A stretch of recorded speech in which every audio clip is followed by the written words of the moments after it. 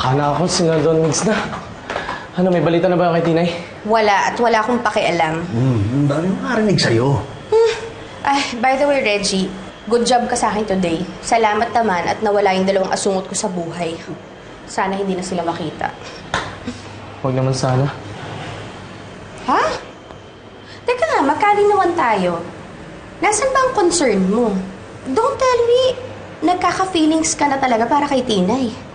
Hindi. Wala lang. Ano lang kasi, baka hindi na sila bumalik. Paano ko pa mapapakasalan si Tinay? Ano ko makuha yung pera niya? Nasa may mo. May okay, mara sa akin. Kung mapakasal mara sa pera. Ay, true love yun sa'yo. Ito naman. Charo. Oh, kuya, aalis ka? Oo, pinapapunta ko ni Don Migs sa presinto. Tutulong ako. Di rin kasi ako matahimik, Jenny.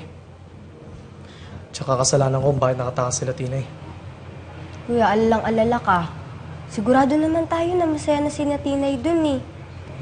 Tsaka kasi kasama niya yung pamilya niya. Sana nga masaya sila.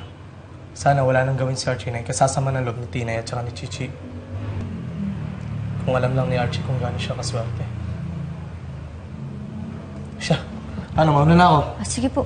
Ingat ka dyan, ha? Kayo din po, ingat. Huwag na. Ako na masasara ng gate. Magpahinga ka na lang.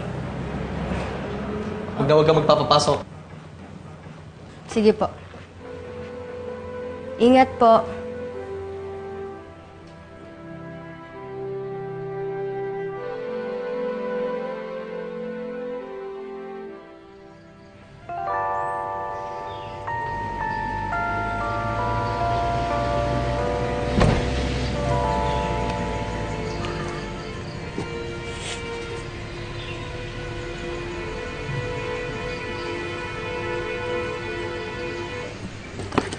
Boss!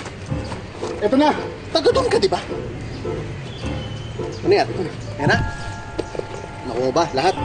Opo. Sigurado ka di binawasan to, ha? Hindi po, takot ko lang sa inyo. Sakit mo sa mata, sakit mo sa mata. Umalis ka na, umalis ka na. Sige na, baka makikita tayo.